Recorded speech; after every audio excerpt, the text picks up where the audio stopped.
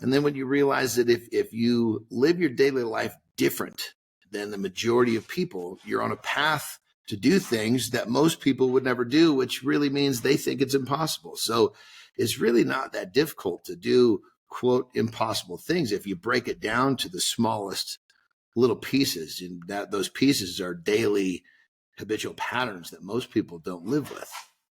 Yeah, and I think that goes to the idea that you don't have to do these absolutely inhuman things to be able to change, to make inhuman results. Yeah. Sometimes the smallest of changes will make the biggest outcome.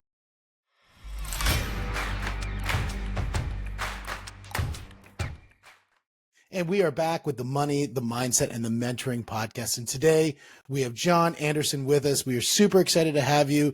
You've done so many amazing things in life, and you're big not only in physical, you're big in results, you're big in everything that you do spiritual. And I want to talk about all of those things, because that was actually one of the great things we had in our first conversation, where we talked about a lot of people, when they see you walk into the room, the first thing they see is big, huge, bulging muscles. And then they start talking to you. True. It's so true. I mean, literally, you know, and the thing about it is, I understand that that's the way it's going to be. When we do things in life, we understand that there's going to be a certain consequence, if you will, that comes with it. What they don't know is that I've got a major in theology, a minor in philosophy from the University of Portland. What they don't know is I got multiple 7-figure businesses. What they don't know, I have 3 successful daughters. What they don't know is there's more to me than just that.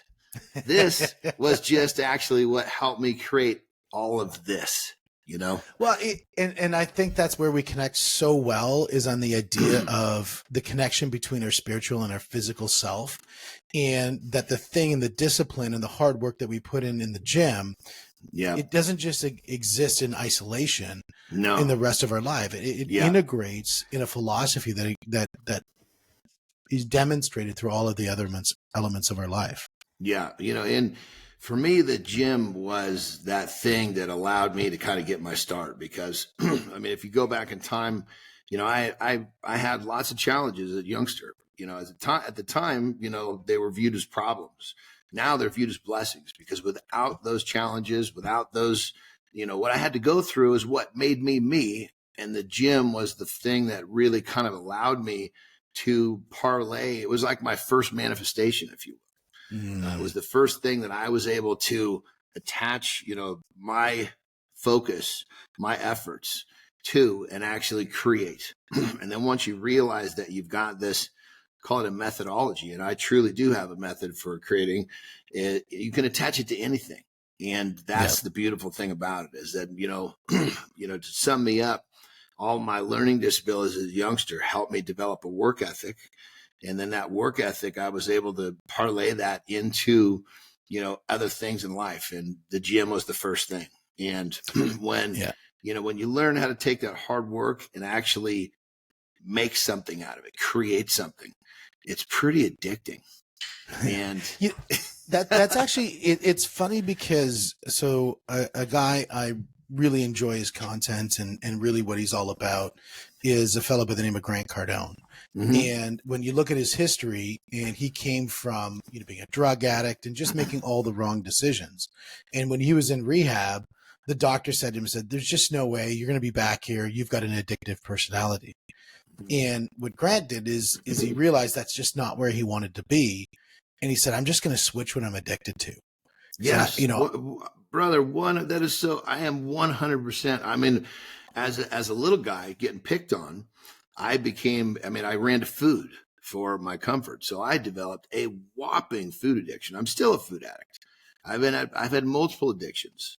I mean, I'm addicted to, right now, I'm addicted to a multitude of things, but they're all positive. Yeah, and, that's right. You know, that's exactly what Grant's saying, you know, but when it comes down to it, an addictive personality is a powerful personality. Question is, what are you addicted to? You know, if you're addicted to something that destroys your life, you're in big trouble. But if you're addicted to something that actually creates a better life, you're in for a great life. That was something my parents said when I was young. They said, you know, if he wants the right things, he's going to be okay. Absolutely. But I think that it's wanting the right things and having the commitment and the conviction to follow through on those. And I think being addicted to something. Like, for example, my passion, you could call it addiction, would be Brazilian Jiu-Jitsu. Yeah. It is through me. It is in me. I love everything You about love it. it. If I could be at the gym 80 hours a week doing Brazilian Jiu-Jitsu, I would. Yeah. And because it's just so interesting of a puzzle for me, because just And as you brother, think you're getting good, you yeah. realize you're not.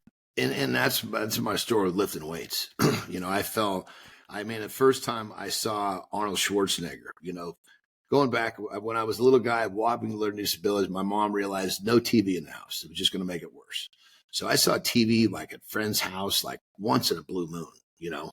And the first time I saw that movie, Arnold's pushing that big wheel around, and I saw this big muscular dude, and something in my chest just went boom.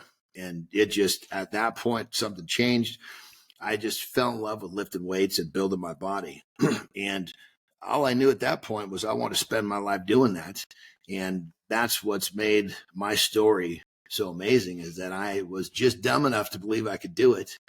And everything that I've done is attached to lifting weights somehow, in terms of, when it comes to my monetary success. Yeah. Building discipline. If you track it all back, it all goes back to that. And so when you can take something that you truly love and you can find a way to keep that kind of just woven into the fiber of your life, and even when it makes you money, it's a different world. It's a different life. Absolutely. Well, it's interesting when you use the term, I was dumb enough. And because it's a funny thing, but a lot of times when you look at people who are entrepreneurial, they almost seem like whack jobs. Like you actually think you can achieve that. Are you crazy? You're going to you're going to make an electric car and make it available to everybody in the, you're silly. You're going to put a rocket now to the moon. Mm-hmm. Are we nuts? And that's what happens when people push thresholds. Brother, to everybody 100%. else, they look insane. Yeah. I've always made the joke, if the average man understands my goal is not big enough. That's because I need the average man to say, you can't do that. Because if he thinks I can't do it, that means I'm dreaming big enough. If he thinks I can do it, I somehow I need to recalibrate how I'm looking at what I'm trying to do. Because, stretching and striving and, our limits are put on us by us. And that's the whole thing, is, and when we start to realize that, there are plenty of things that are impossible till somebody does it. And then it's not impossible anymore. And when you start to realize that anything is possible, and then when you realize that if you live your daily life different than the majority of people, you're on a path to do things that most people would never do, which really means they think it's impossible. So it's really not that difficult to do, quote, impossible things if you break it down to the smallest little pieces, and that those pieces are daily habitual patterns that most people don't live with. Yeah, and I think that goes to the idea that you don't have to do these absolutely inhuman things to be able to change, to make inhuman results. Yeah. Sometimes the smallest of changes will make the biggest outcome. Yeah. The thing that I explain to people often is, like, this is classic. People come, you must work out like 5 hours a day. And I say to them, it's don't think about how many hours a day you're working out. Think about how many decades can you go without missing a scheduled day. Yeah. Whether you're there for 5 minutes or 5 hours, that part almost doesn't matter.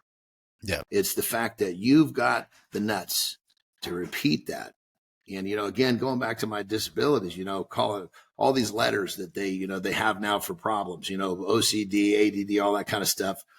For me, repeating stuff feels really, really good and comfortable. So that's like my strength, is that, so I can put a little habit in play, like with my wife and I. If there's something that we need to do, if there's something that's got to happen over and over and over, that's going to be my role, because it suits me well. And that goes right into what we're saying. You don't have to do these crazy acts to do these amazing things. You just have to have the nuts to do a handful of little things every day. Yeah, absolutely right. And not the success ever have an excuse why you're not going to do it. Absolutely. And I think you're right. Success is definitely found in the repetition.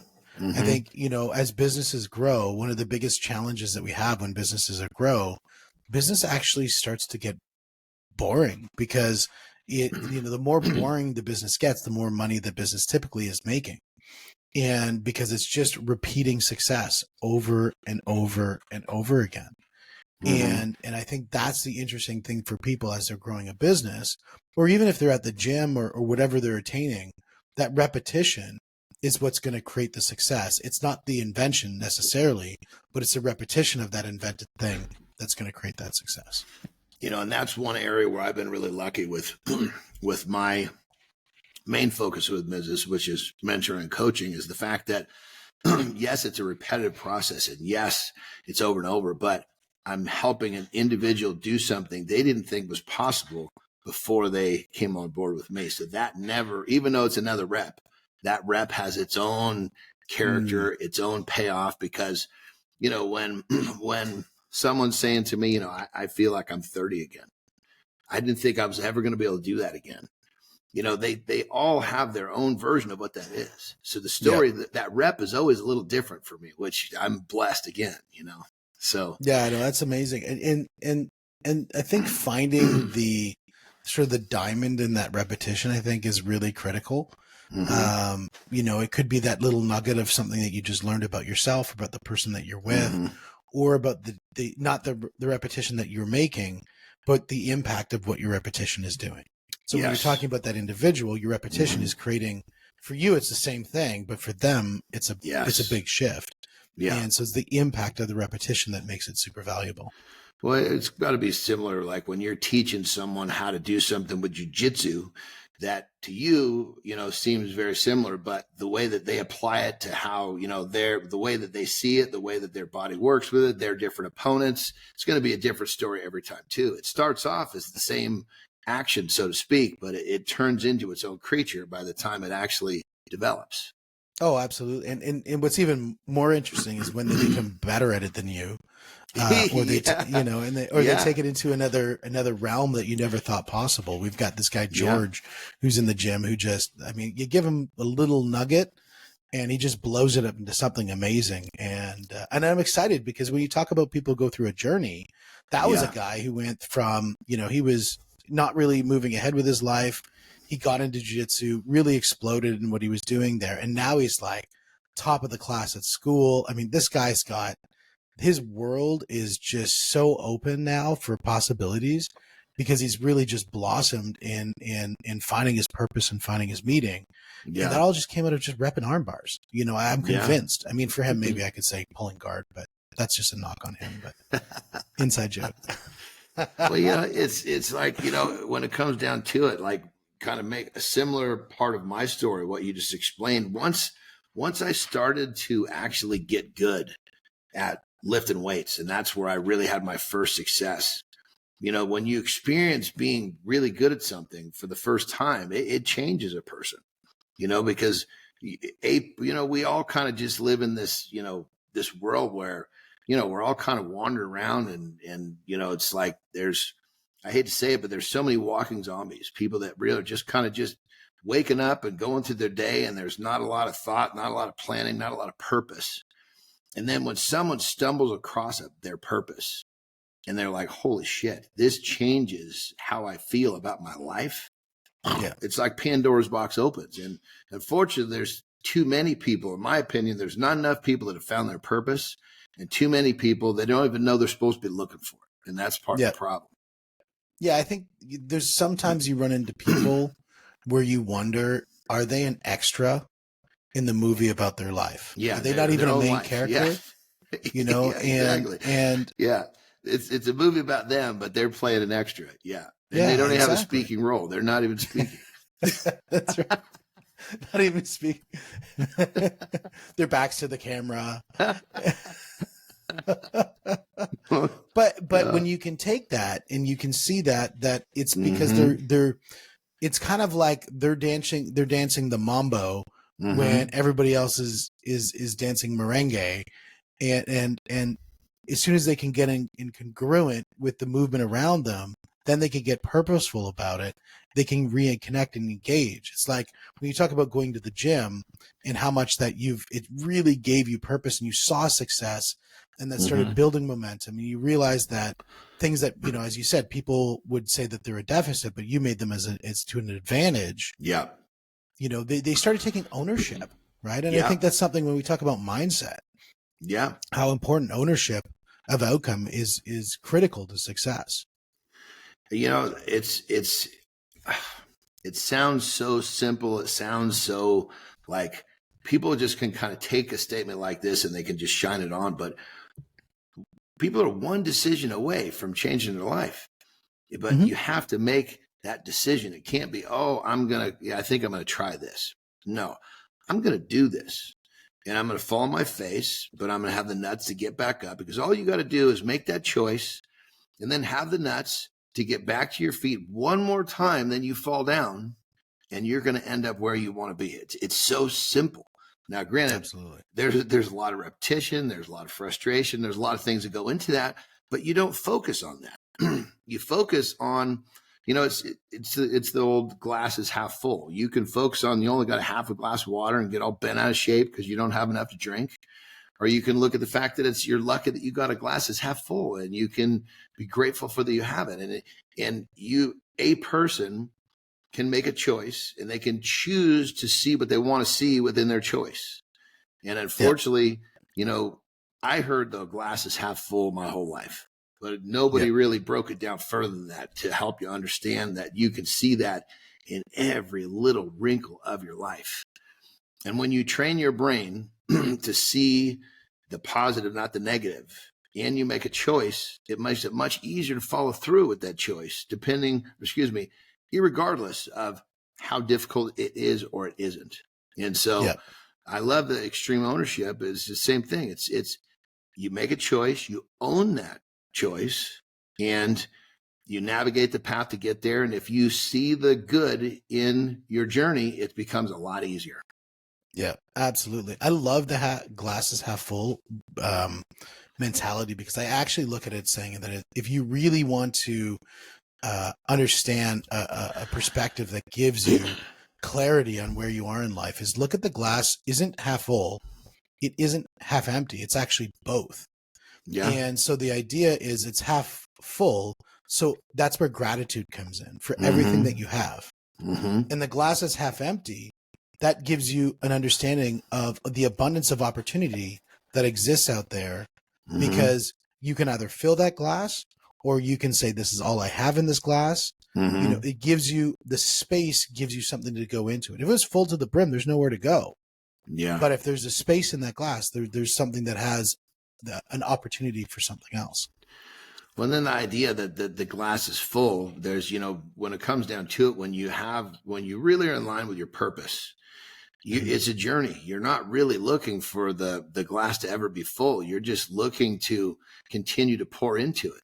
It's not about because you think about it like this, even with your jiu-jitsu, is there ever a finish line? The thought that there'd be a finish line would actually be a sad thought, Absolutely. And it's like, it continues on. And so it's really not about the glass being full. It's about pouring into that glass and the perception that you have a glass that's full rather than empty, and I'm with you, brother. That's a powerful, the glass is half full or empty is kind of powerful, but you got to look a little deeper into it. Yeah, absolutely. And one of the things you bring up is about a journey and physicality. And this is something that we had a conversation around, and I'm going to say something, and since we're far enough away, you can't chase me for saying it. You're not a spring chicken. And no, I'm 52 years old, man. Can you say that one more time? I'm 52 years old. 52 years old, jacked to the nines, and going to the gym all the day. One of the things that I find interesting when I tell them that I'm 48 years old and I only started my journey in jiu-jitsu when I was 38, there's a lot of people say, oh, I'm older, so I can't do these things. And what is wonderful is to see that you're still killing it, man. Like, you're still absolutely killing it at 52. And I don't think you see an end to that game. No, because when it comes down to it, it's the rules of your game just change. You know, let's make it by the decade. You know, the difference between, you know, 30s and 40s was very big. 40s and 50s was big. I'm sure 60s will be different and 70s, but what it comes down to it is I don't have the mentality, the mindset that I'm going to stop doing what I'm doing. I'm just going to alter how I do it so that I can continue to do it. And as I get older, I actually get so much smarter. Like, this is the crazy part about this. Like, people look at me right and I think, man, you must spend hours in the gym. Now at 52 years old, and I shit you not, I would say I train 4, max 5 times a week. And I would say I'm in there 45 minutes, including warming up. Wait, say that one more time. Exactly. So you're at the gym 45 minutes. 4 to 5 hours or 4 to 5 times a week. Yeah. For 45 minutes. 45 minutes. And you retain the same muscular status that you have today with that level of exertion. Yeah. Well, because when it comes down to it, I mean, I understand so much better about how to execute my diet to get what I want.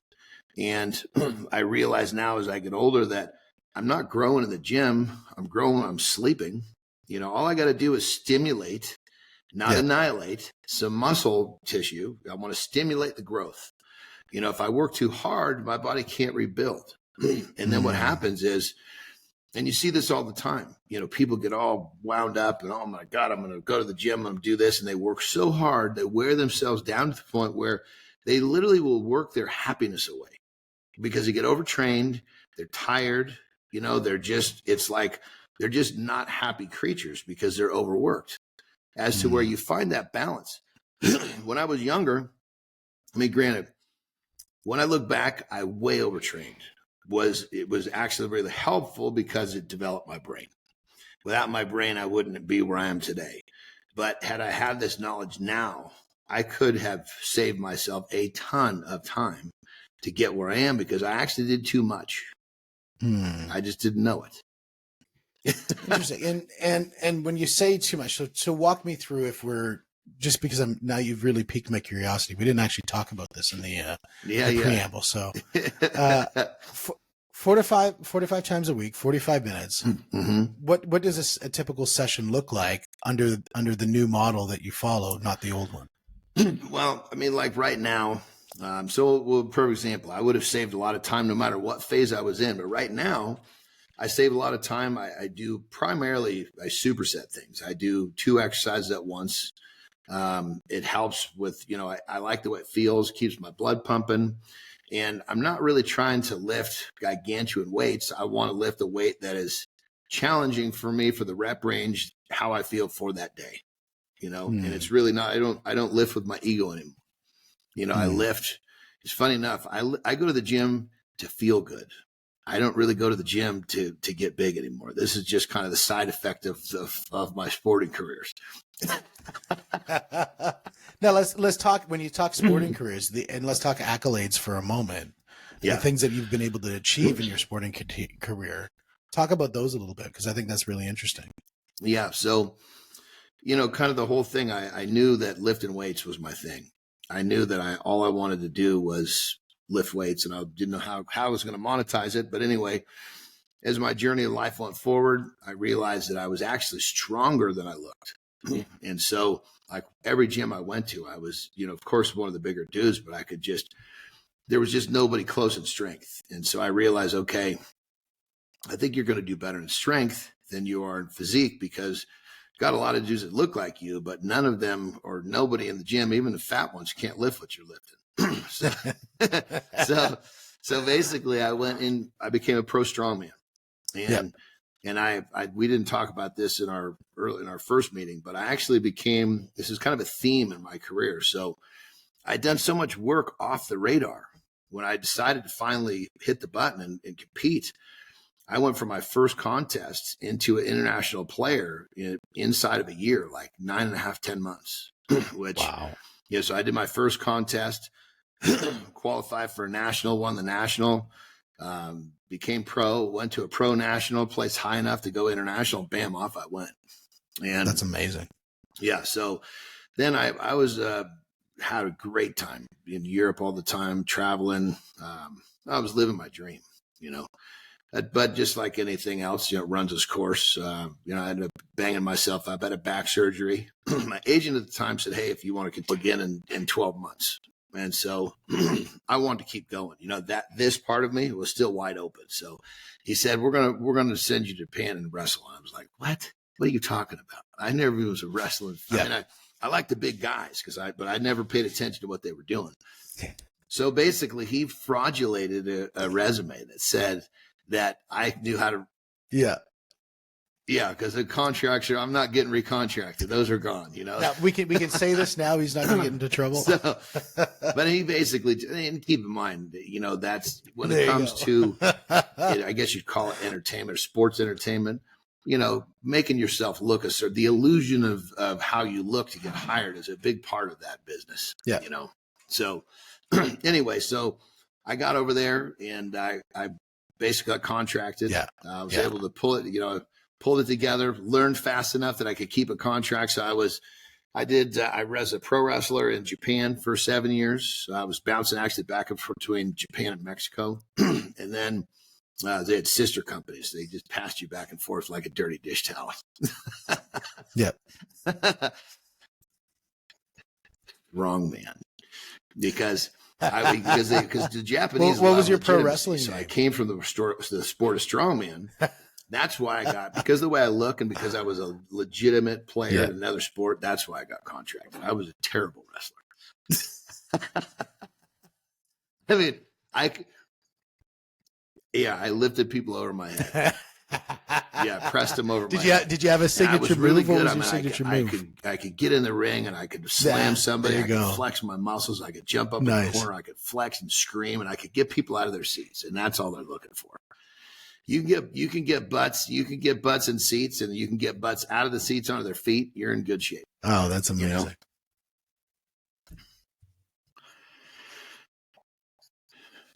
Well, that's one of the things that I think when you look at fighters these days, I think some of them are starting to realize the value of it because of things like, I mean, boxing has always been that way, but in things like mixed martial arts, it hasn't, you know, a lot of them are such purists when it comes to fighting. They don't realize that fighting has nothing to do with the spectacle of the UFC has nothing to do with fighting. Yeah. It has to do with the people who care about the fight. And if nobody's there who cares about the fight, nobody's there to watch you, then it doesn't matter. So promotion is just as important, 100%. If not more important, than the production of how good of a fighter you really are. Just like any other time, you know, they realize this son of a bitch is getting old. We better replace him. So they started looking for the young version of me, and out the door I went. So I basically, at that point, I'm 42 years old. You know, I've had a great career up to this point with 2 sports. I mean, I'm living my dream, and I don't want it to be over. That's what it comes down to.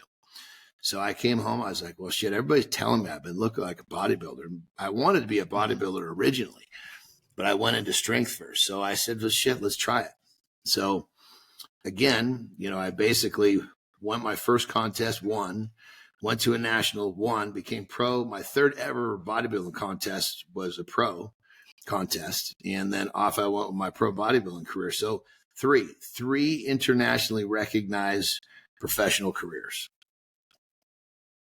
Is the crazy part is, brother, when I was a kid, when I first was totally inspired to lift weights. That is so much fun. I mean, and I wanted it so bad. It was like that crazy bad, like not smart bad. Like if God had come down and said, look, put your hand on the table. If you cut one of your fingers off with this meat cleaver, you know, you can be a pro bodybuilder. I would have went, and then if he said, okay, you can have one more career, you know, you can be a pro strongman, you got to cut another one off. I mean, I'd be missing 3 fingers if I had the option when I was young. I was just dumb enough to believe I could do it because every time I had the same thing. You can't do that. There's no way you can do that. Well, I guess we're going to find out. Yeah. Yeah. You know, what's interesting, and I think about this to a preamble, is none of our conversation was around that specific topic. The thing that we were really hammering on was mindset. We were hammering on family, which we'll talk about in a minute. parenting, and of course business. And so it's interesting to kind of hear that story and dial into that, because it was like, oh yeah, right. I guess we should have talked about that at some point, but we never did, because you had so much other stuff that we could cover on the other elements. Goodness. And, So I got let's talk 31. about family for a I've minute. got So 21. how old and are I've your got kids 19. now? Excuse me. Yeah, 19. I tell you, they'll kill me if I get the ages wrong. But but you know, time goes by so fast. Holy smokes, you know? Oh, my God, we got a Don't tell me that. Mine are from the oldest 14, 12, and 9. And man, it feels Yeah. exactly the same Yeah. way. You know, when she told us, Oh, my congratulations. first reaction was, I mean, number How does one, I that was feel? just thrilled. You know, and number two, I was like, it's another opportunity to be the most badass grandpa on the planet. Yeah. Yeah.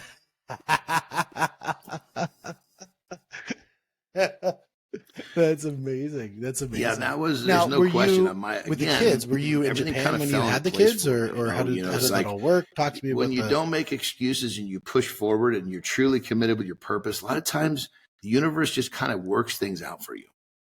Because when I was the early part of me competing, when I was gone a ton, Yeah. they were like little, and then they were in like, well, the oldest one, there was a big gap between.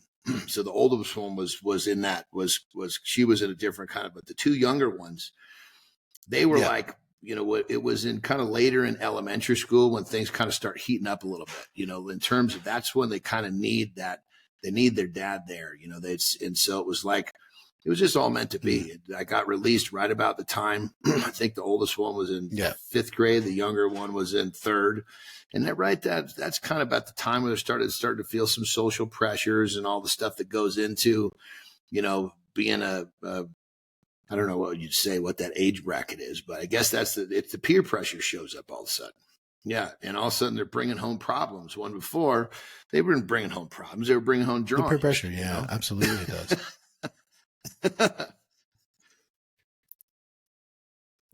Yeah. Yeah, 100%. That's actually a great name of a stage shift for children. And so it was perfect. So right about the time that I got released from when they bring them home wrestling, from school, where I was gone all the I love time. it. I've never heard that way. Yeah, 3 weeks a month, you know. And then with bodybuilding, you know, I came home and I opened a gym right down the street from our house, so it was great. Yeah. You know, it was like see the thing that's really cool is they don't really remember me having a job. Because that's probably of everything we're talking about. I don't know if I told you this in our pre-conversation, but this is probably my favorite claim to fame is I have never one time collected a paycheck. Yeah. I've always done it my way. Yeah. Yeah. And so they don't remember daddy having a job. Beautiful. You know, it was like they could always call on daddy, you know, need daddy for this, daddy. Of course, sometimes I was busy doing something, but it wasn't like, well, he gets off work at 5. It was never like that, you know, which was really cool. So it allowed me to be a different fixture in their life than most dads have they just don't have the ability to do.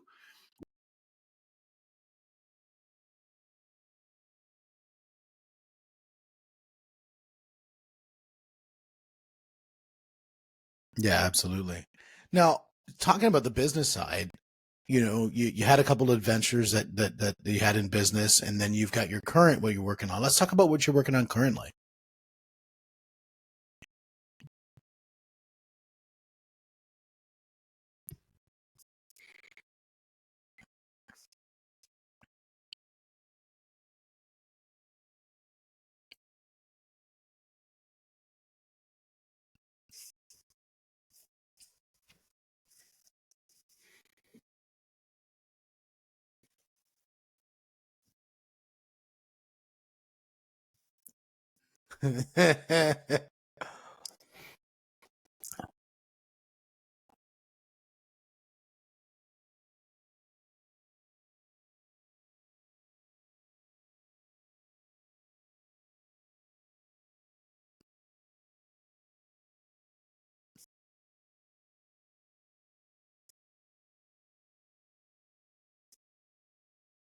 Yeah.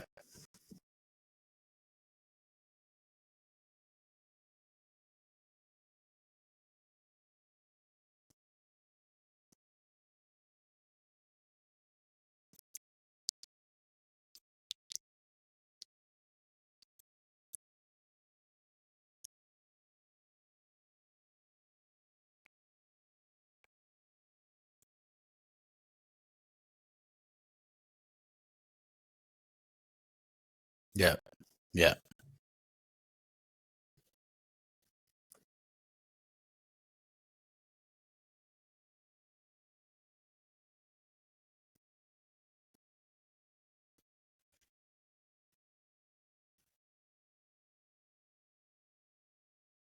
Absolutely.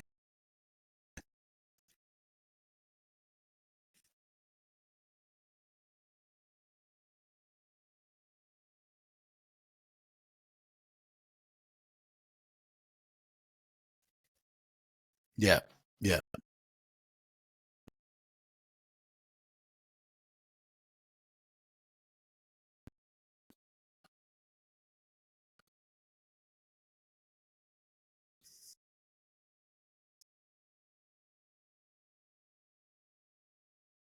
Beautiful. Beautiful.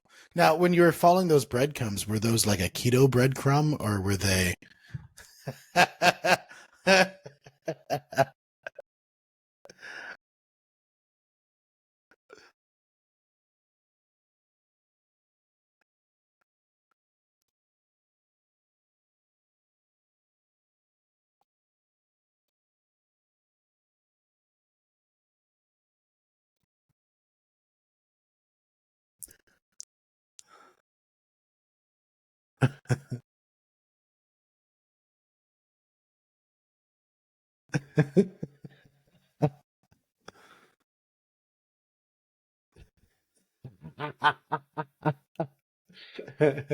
No, we did actually. I want to hit that for a second. Diet wise, what advice do you give? Because we did talk about that a little bit, and I wanted to bring that some clarity and full circle on that one.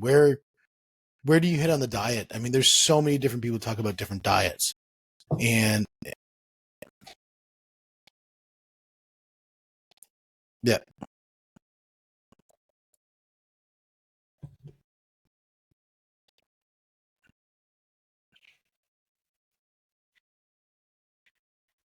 yeah,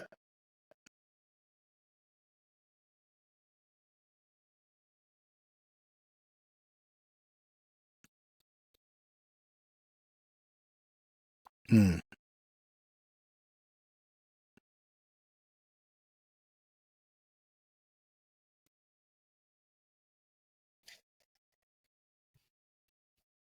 yeah,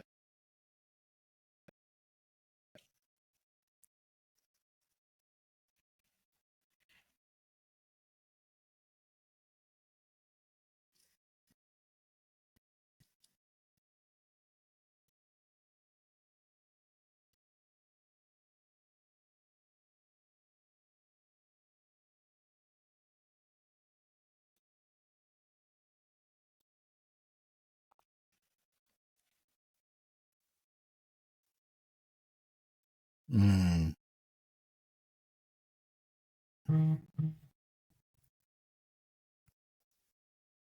yeah. I love it, and I think that makes so much sense. I think the idea of square pegging, round holding diets, because it's the fad of the day, is just just because it works for you doesn't mean it's going to work for me. Yeah,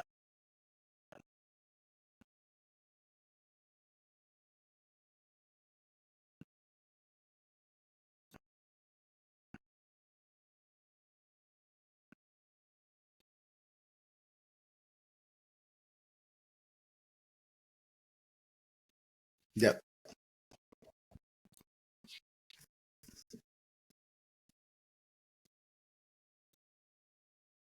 yep, yeah, yeah, yep,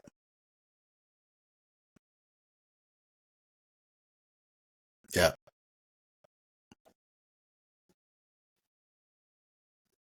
yep,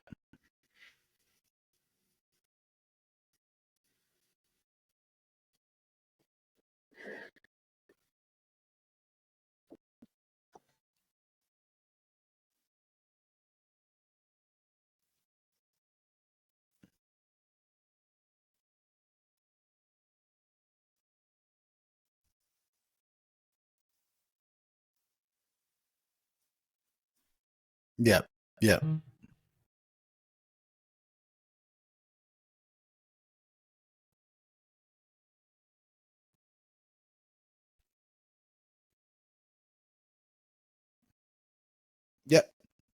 Yeah, I think the philosophy of paying attention to what's happening around you and having measurement tools to tell you what those key indicators are, to say, is it working, is it not working? Using that feedback loop, you can apply that to the gym, Brazilian Jiu-Jitsu. You can apply that to business. You can apply that to your family, your relationships. I think applying that as a way of life, I think, is a beautiful thing.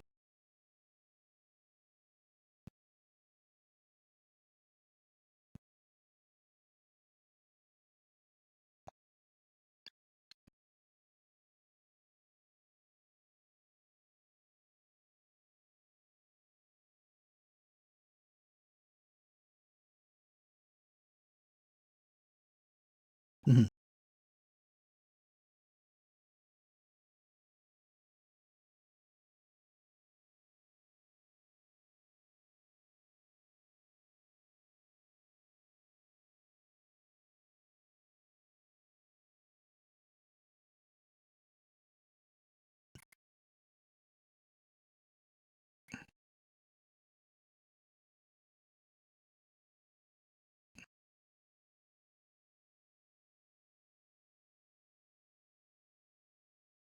Yeah, yeah. I heard that once, that there's, and I never heard this term before, that there's, I think it's called the satiety index or something, that there's certain foods that when you eat them, they're so satisfying compared to some foods that when you eat them, they're not satisfying at all. And that's why you can crush ice cream at the end of the sushi, because there's no satisfying element to it, even though, calorically it's so dense. Yeah.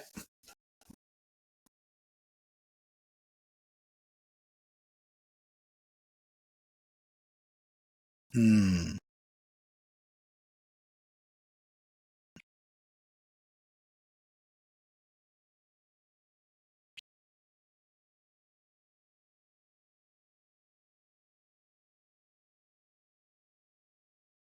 Yeah.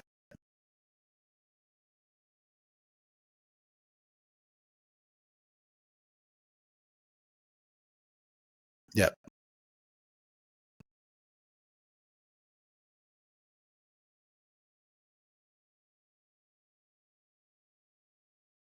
Yeah.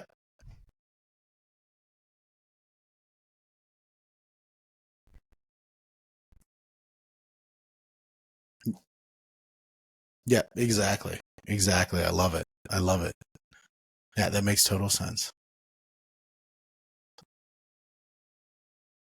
Yeah.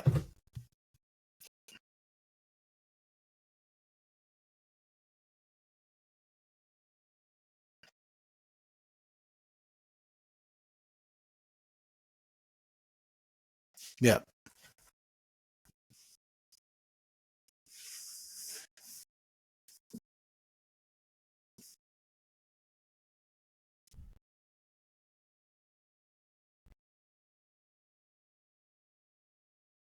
Mm.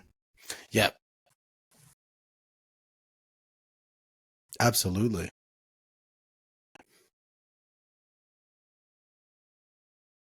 Mm.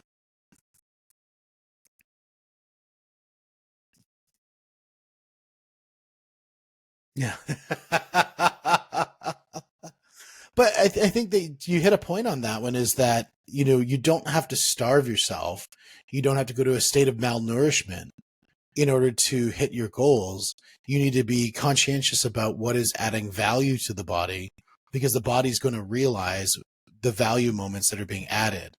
And the idea that a fad diet is just that, it's just a fad. Whereas if you operate at the, and we talk about this in sales a lot, is if you operate at the principles level, not the mechanics level, the principles will always win.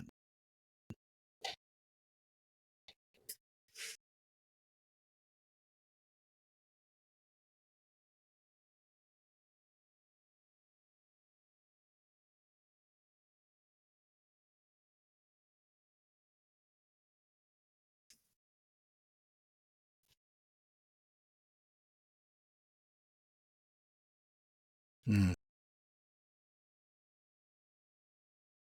Yep. Yep.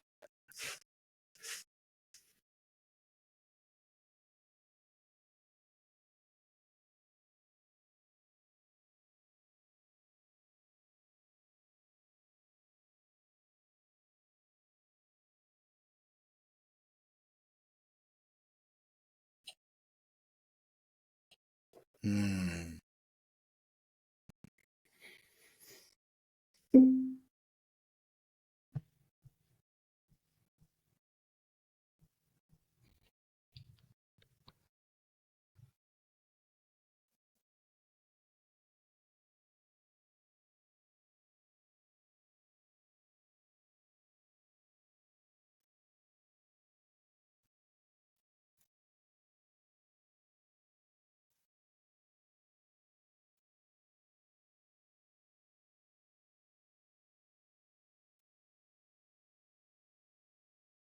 That makes so much more sense than any of the other things because it follows a logical process that it just knows what it wants. So give it what it's want, and it's not going to feel dissatisfied when it receives the thing that it wants rather than the hundreds of things that it didn't want.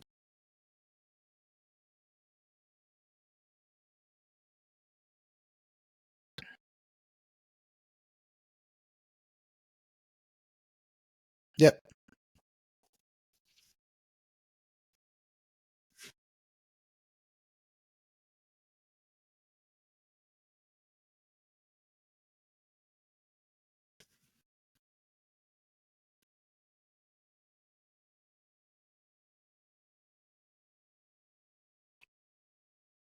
Mm-hmm.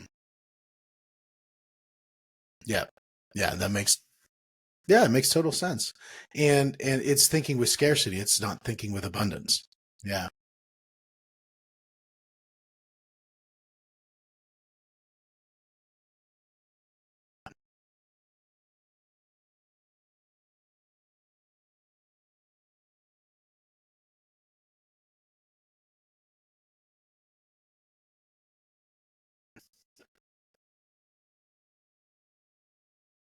That's amazing.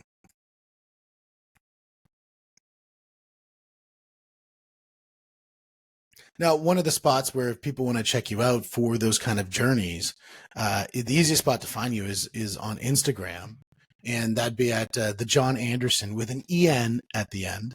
The Jon Anderson. Yeah.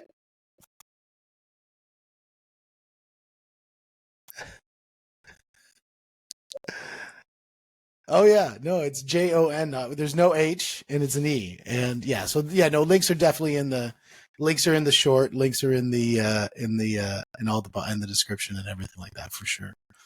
But you've got some great content on your Instagram. So I want to let people know to check out your Instagram for the content because it's got some really good stuff.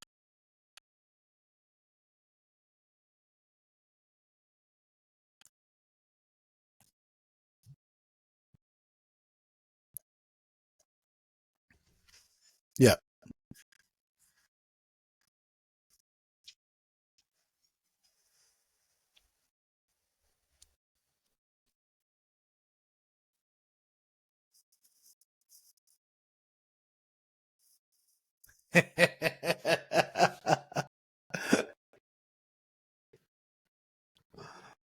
I love it. I love it, man. Well, you know what? We could talk for hours. This is probably one of my longest podcasts, so I can't stop talking with you because we got so much things to chat about. I truly appreciate you and thank you so much for spending your time today and investing with us and with the audience and just sharing your wisdom. I think it's great to hear what people have to say and especially when you've demonstrated that physically you can dominate that space 3 times and that's amazing. And then you can show that personally you've been able to dominate the space with family and business. And then lastly, winning with the mindset and actually showing that theology can come through and true as a degree that can be found later in life and through the spirituality that you have. So, man, I appreciate you. Thank you very much for your time.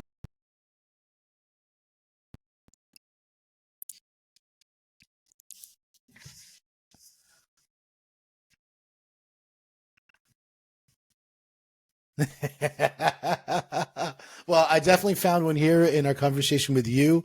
And thanks so much for being together with us on the money, the mindset, and the mentoring podcast. And guys, reach out to Jon. He's got some amazing stuff. And Jon, thank you very much. Awesome, guys. And that's the money, the mindset, and the mentoring podcast. We will see you on the next one.